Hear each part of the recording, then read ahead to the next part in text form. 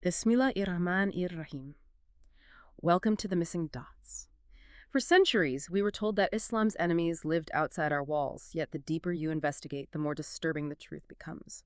Some of the greatest damage to this faith may have been engineered not by outsiders, but by the very hands entrusted to protect it. When mistranslated versus twisted meanings, when interpretations froze a universal message into the politics of their own era, when narrations were compiled without the filters of reason, ethics, or historical scrutiny, a silent earthquake began, shaking the foundations of belief for millions. Today on The Missing Dots, we confront the questions that echo like thunder, who reshaped the Quran's message through ambiguity, who allowed centuries of confusion to spread unchecked, and how did these internal cracks become the very arguments used by critics, doubters, and exo-Muslims around the world? This is not an attack on faith. This is an autopsy of the damage done in its name. Wow. Hearing you say that out loud, it's a really heavy premise to just sit with, especially right now. I mean, it's so peaceful out here in the courtyard today. Yeah, it really is. Just like hearing the wind through the arches and sitting on these stones, it's quite a contrast to the weight of what we're actually talking about. But, I think it's the perfect setting for this. We have the afternoon to ourselves, and to you sitting here listening with us. We're just really glad you're here. It's always better to navigate these difficult histories quietly, together, without rushing to just judge everything immediately. There's definitely a specific kind of clarity that comes after prayer, just sitting out here. We've been looking through this really extraordinary historical research lately, and it frames something that I think a lot of people feel in their hearts, but maybe they just don't have the words for it yet. Right, yeah. Because, we're constantly told from the pulpits that all the threats are external, right? It's always colonialism or Orientalism or, modern secularism. But the reading we've been doing, it completely flips that. It points the lens inward. It does. It really does. It essentially argues that the most profound harm done to the faith over the last 1,400 years actually comes from internal human mistakes.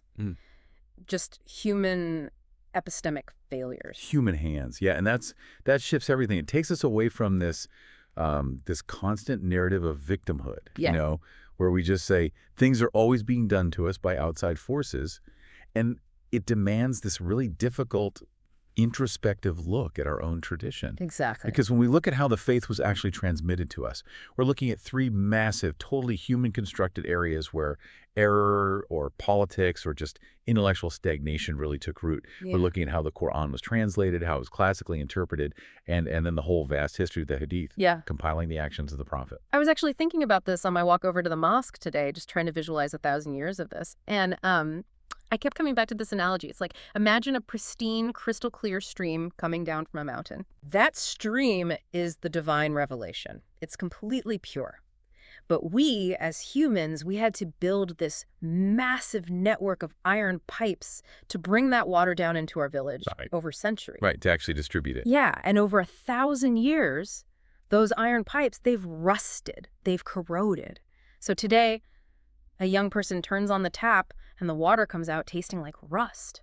And the crisis we're seeing, the reason people are walking away is because they're tasting the rust and they're just rejecting the water entirely. Oh, wow. Yeah, that captures the tragedy of it perfectly. Because those pipes, the translations, the historical exegesis, the Hadith collections, they were built by sincere people. We have to assume they really were trying their best to deliver the water. Sure, absolutely. But they were human. I mean, they were bound by the limits of their time, their language, their politics. So the rust is it's a natural byproduct of history. The real damage happens today when religious institutions refuse to acknowledge the rust, when they tell you that the iron pipe is just as holy as the water. Man, that's exactly it. So let's actually look at the very first piece of piping that basically everyone interacts with today, especially if you don't speak 7th century Arabic, the linguistic veil. Because for most of the world's Muslims, and definitely for anyone investigating Islam for the first time, you experience the Quran completely through translation. Right. And when you look at the linguistics, you realize that a perfect translation is basically impossible. It's totally impossible. And, classical scholars actually knew this. They had this whole concept called ijaz, which basically means the text is linguistically inimitable. You can't copy it. Right. You can't just drag and drop it into English. Exactly. Because Arabic operates on so many levels at once. The sound, the grammar, the rhetoric. You just can't take a 7th century Arabic word and plop it into 21st century English without losing something massive. Because it's a root-based language, right? It operates so differently from English. I was looking into this, and the root system is just fascinating. You take a 3-letter root, like KTB, and from that one foundational sound, you get the word for writing, for a book, a desk, destiny, correspondence. They're all spiritually and linguistically tied together. Yeah, they share this kind of conceptual DNA. So imagine you're a translator. You see a word from the root KTB in the Quran. You have to pick one English word. If you say prescribed, you completely lose the nuance of written destiny. Right. If you say written, you lose the idea of a binding obligation. Yeah. You're basically forced to crush this multidimensional breathing concept into just a flat one-dimensional English word. It's like looking at this beautiful, complex sculpture, but the translation is just the shadow it casts on the wall. You get the basic outline, but all the depth and the light is just gone. That's a great way to put it, and it gets even harder with polysemy. Polysemy. Wait, explain that. Yeah, so polysemy is when a single word holds multiple, sometimes even contradictory meanings at the exact same time. It's a nightmare for translators who just want a clear legal rule. Oh, I can imagine. A really famous example is the word kuru in Surah al-Baqarah, verse 228. This verse is about the waiting period for women after a divorce. Obviously a super sensitive legal issue. Now, in classical Arabic, the word kur can mean a menstrual cycle, Okay. but it can also mean the period of purity between menstrual cycles. Wait, really?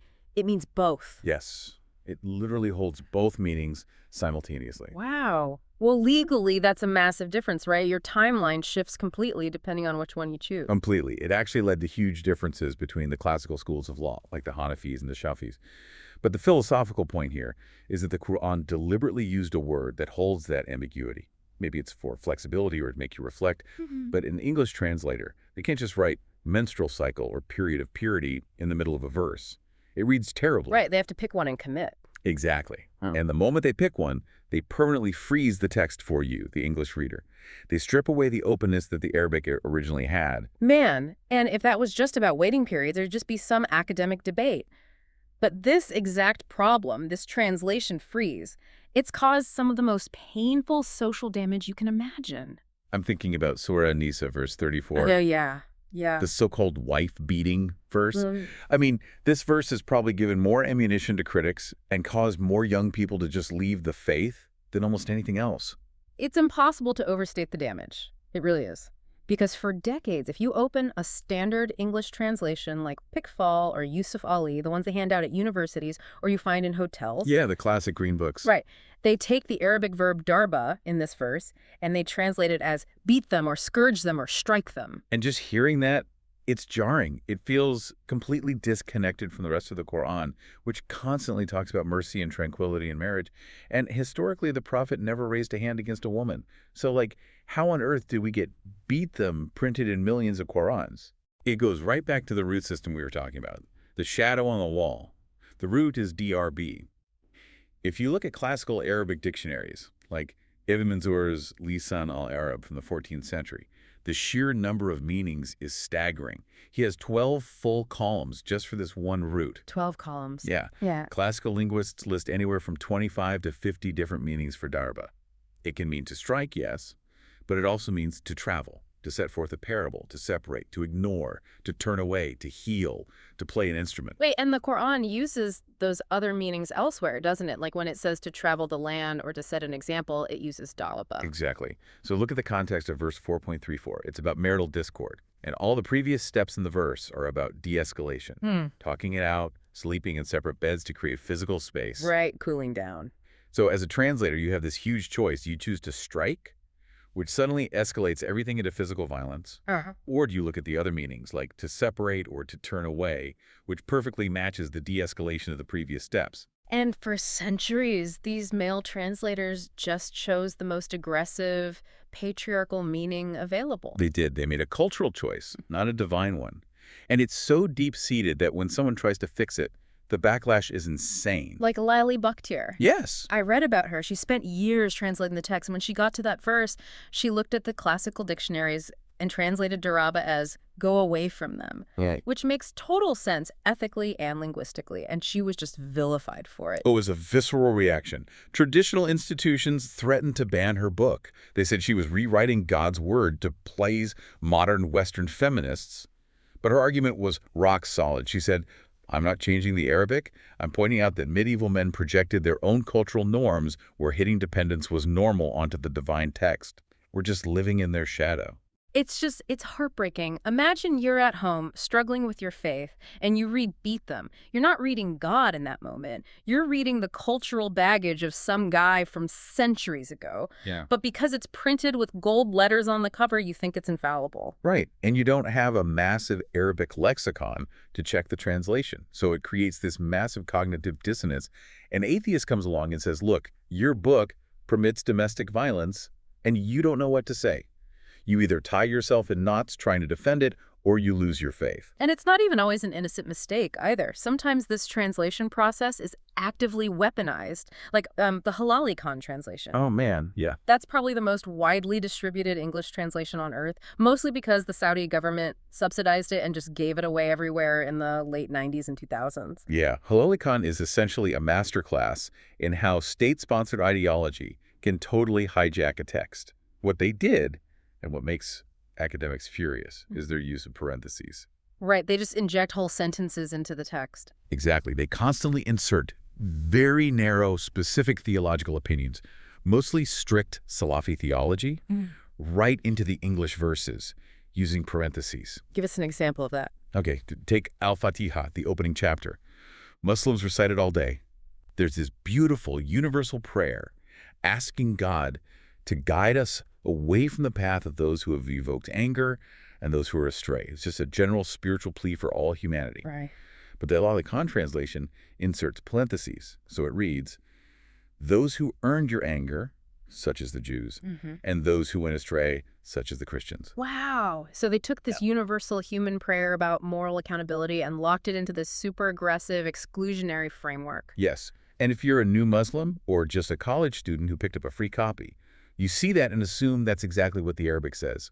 Researchers say it fundamentally altered how a whole generation of English speakers perceived the tone of the Quran. It just hands ammunition right to Islamophobes. They literally just take a picture of that page and say, look, this is what they think of you. Exactly. And, weaponizing translation goes back way further than that. Yeah. Look at the very first Latin translation in Europe, Robert of Kitten in 1143. Right, during the Crusades. Yeah. It was commissioned by the Abbot of Cluny in France, and the explicit purpose was to study Islam so they could refute it. He was polemical from day one. He deliberately distorted verses and used crude Latin to make the text look violent and absurd to Christian Europe. It set the blueprint for European hostility for centuries. It's all just human hands filtering the water, which brings up a big question. I mean, you listening right now, you might be wondering this too. The Quran frequently calls itself mubin, right? Clear, a clear Arabic Quran.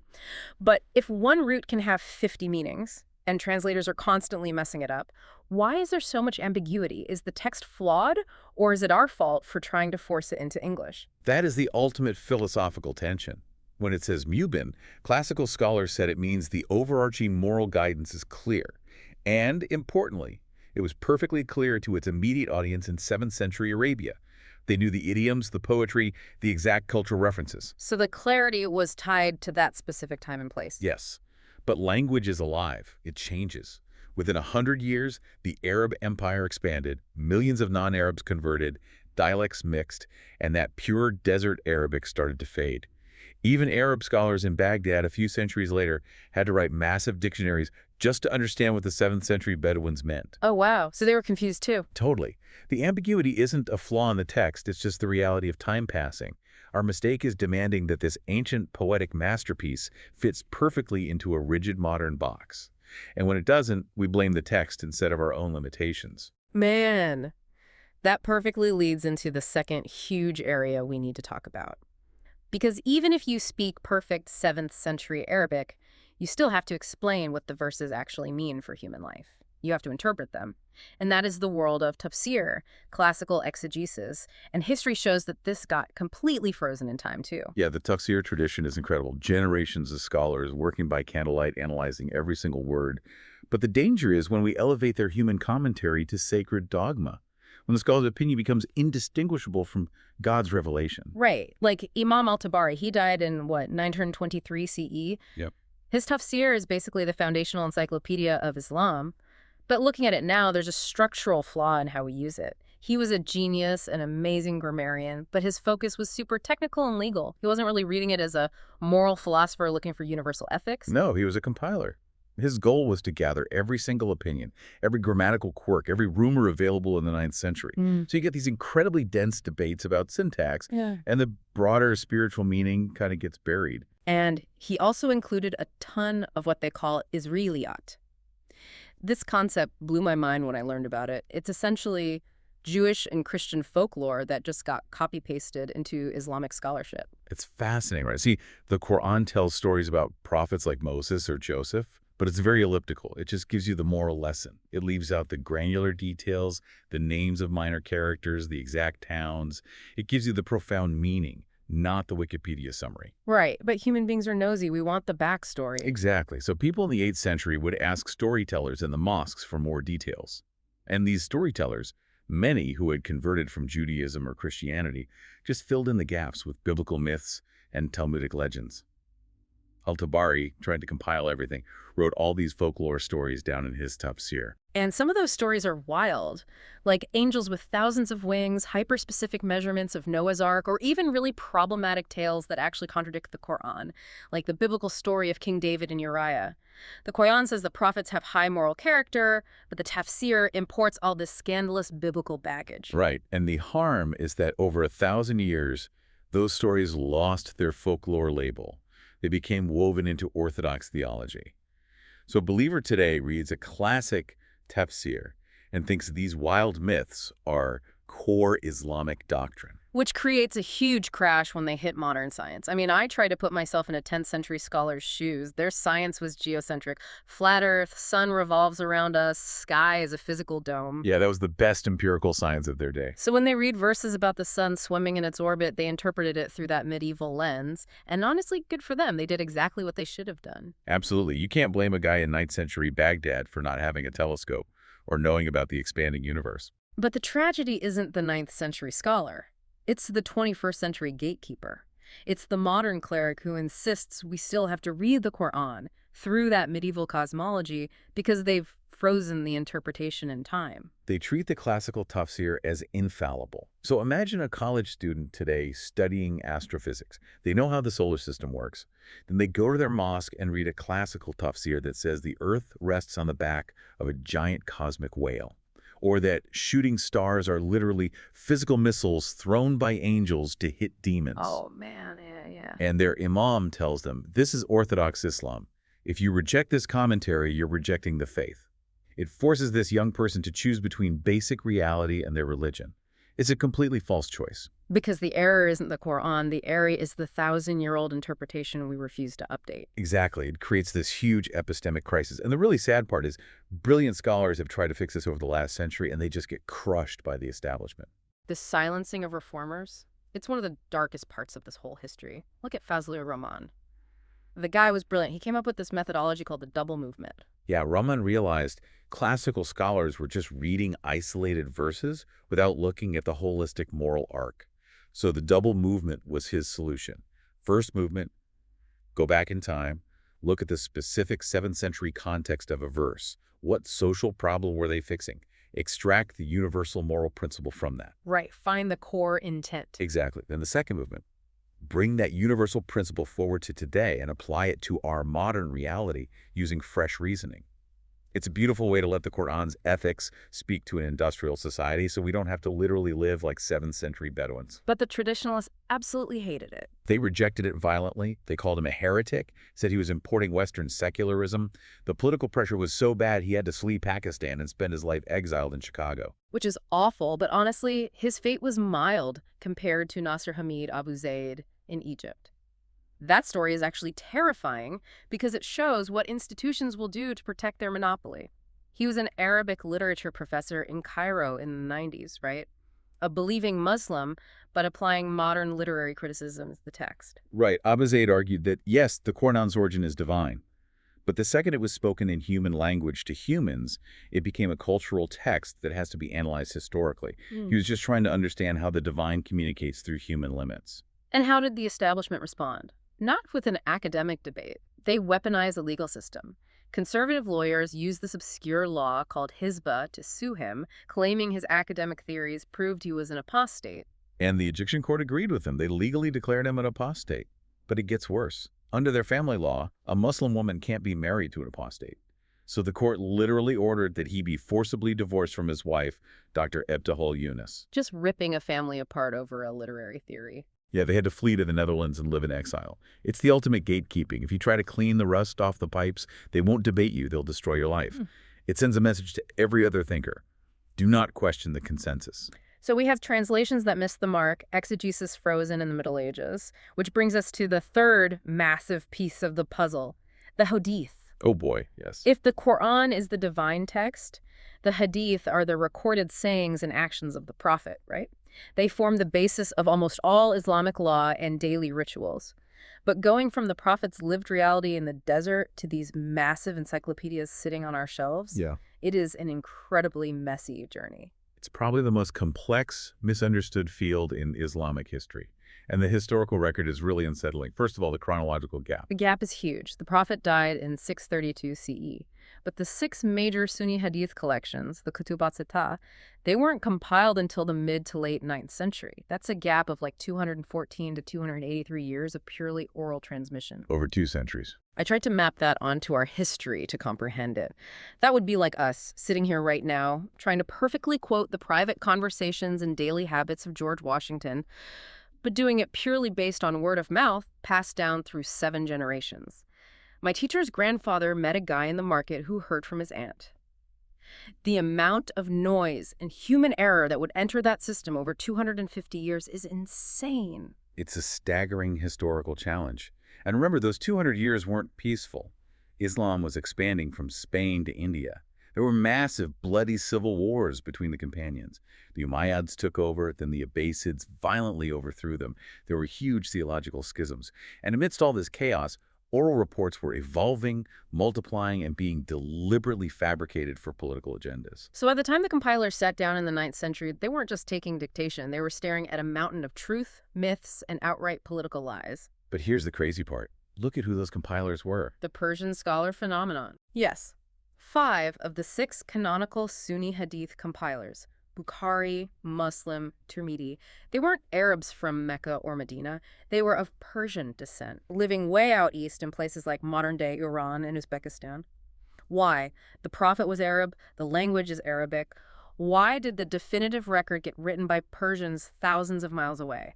It's super important to clarify. This wasn't a conspiracy. It was just structural geopolitics. The Abbasid Revolution in 750 moved the capital from Damascus to Baghdad, relying on Persian power. The money and stability shifted east. But culturally, Arabia was an oral society. They valued memory and poetry. Persia, on the other hand, had this ancient, thousands of years old, written, bureaucratic, archival culture. So when you have hundreds of thousands of chaotic oral reports, you need an army of archivists to index them, and the Persians had that exact skill set. Exactly. They applied their bureaucratic system to Arab oral reports. But that means the Hadith collections inherently reflect the scholarly culture, geography, and political realities of 9th century Persia. It's a Persian administrative filter on an Arabian life. So how did they actually filter it? What was their method for deciding what was true? Because it had a massive blind spot. Right. They developed ilm al-rihal, the knowledge of men. They evaluated the isnad, the chain of transmission. They basically spent all their genius auditing the telephone line. They tracked down biographies to see if the men in the chain were honest, pious, and had good memories. Which is an amazing achievement for the medieval world. Unprecedented. But here's a fatal flaw. They totally neglected Matn criticism. The mat is the actual content of the report, the message itself. So they obsessed over the messenger, but basically ignored the message. Exactly. Their assumption was, if the telephone line is made of pious, honest men, the message must be true. But any historian knows an honest man can pass on a mistake. A pious guy can share a local legend he genuinely believes. Piety doesn't make you immune to human error. And because they only looked at the chain, highly problematic, irrational stuff slipped right into the authentic Sahih collections. Because if the chain looked good on paper, they felt religiously obligated to include it, even if it contradicted the Quran. They really did. And this is the stuff that destroys people's faith today. Supernatural myths, giant talking wolves, crude physical descriptions of God with fingers, or legal rulings that actively change the Quran, like the punishment for adultery. The Quran clearly prescribes lashing, but the Hadith introduced stoning to death, a much harsher penalty, and that ended up overriding the Quran in actual Islamic law. It's a massive theological shift. A humanly compiled text from centuries later overriding the divine text on a matter of life and death. And then there are the historical claims, like Aisha's age at marriage. Bukhari includes a narration saying she was 6 at betrothal and 9 at consummation. Classical scholars defended it using 7th century norms, but modern historical research cross-referencing timelines suggests she was likely much older. But because the chain of names was solid according to Bukhari, it was canonized as absolute truth. And today, critics use it to hurl horrific labels at the prophet, and modern Muslims are just traumatized trying to defend it. It forces believers into an agonizing false binary. You either accept a history that offends your moral compass, or you're told you're rejecting the prophet himself. But the binary is fake. It's just a 9th century history book being elevated to divine revelation. But wait, let me push back with the classic traditional defense here, because you always hear, Imam Bukhari sifted through 600,000 reports and only kept about 7,000. He rejected 99% of the material. They say that proves his rigor, so the 1% he kept must be flawless. It definitely proves his rigor. He was a brilliant, exhausted scholar doing his best. But rigor is not infallibility. Think of a gold assayer in the Middle Ages. He tests 1,000 rocks with his best chemicals and finds 10 real pieces of gold. But his tools are limited by his era. He might still miss a really good fake or throw away a real piece covered in dirt. The filter was tight, but it still had holes. Right, and classical scholars knew this. The idea that Bukhari is a flawless text is actually a modern insecurity. In the 10th century, a master scholar named al-Darafni wrote whole books criticizing weaknesses in Bukhari and Muslim. He pointed out flawed chains and bad memories. Even Ibn Hajar, who wrote the most famous commentary on Bukhari, admitted some narrators in there were accused of lying. The debate was alive back then. But somewhere along the line, the door slammed shut. They decided the books were perfect, which is crazy considering the era they were compiled in. I mean, the political forgery alone. The Umayyad and Abbasid caliphs needed religious justification to rule. So if you want to suppress a rebellion, it's super convenient to have a saying of the prophet circulating that demands absolute obedience to corrupt rulers. State-sponsored fake news. And during the Mina, the Abbasid Inquisition scholars like Imam Ahmad bin Hanbal were literally tortured and whipped over theology. To think the Hadith compilation process was perfectly immune to that intense political coercion and state violence is just historically naive. The rust from the politics absolutely got into the pipes. So we've mapped this huge landscape of human error. Flawed translations, medieval exegesis, hadith collections compiled by Persian bureaucrats using a flawed method during a time of political forgery. So why is this all blowing up right now?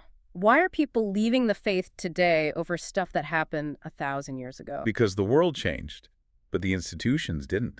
For 1,300 years, the average person couldn't read these dense classical Arabic texts. You just relied on your local imam for a comforting Friday sermon. But today, any kid with a smartphone on a bus can access the raw translated texts of Al-Tabari or Bukhari in seconds. The curtain is pulled back. They can read the talking wolves and the harsh rulings for themselves. Exactly. The democratization of information exposed the rust. And who reads these texts most carefully? The critics.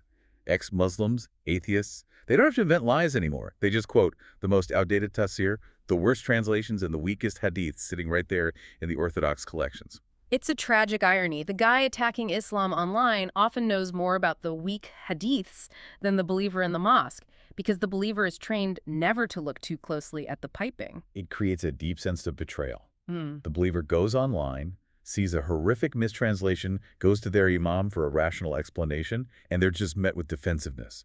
Or they're told asking the question is a sin. They're accused of fitna, discord. Right, because the religious establishment operates like a shadow clergy. The madrasa system trains students in tackled blind imitation of past scholars. They're taught to defend the tradition at all costs, rather than seek the truth. They're terrified of fitna. It's like they're guarding a Jenga tower. They think if they admit Bukhari made one mistake or a translation is biased, the whole religion will collapse. So they ferociously defend every single block, even the rotten ones. But By refusing to clean the rust, by refusing to pull out the rotting blocks, they're guaranteeing the tower falls anyway. The deepest harm isn't the ninth century mistake.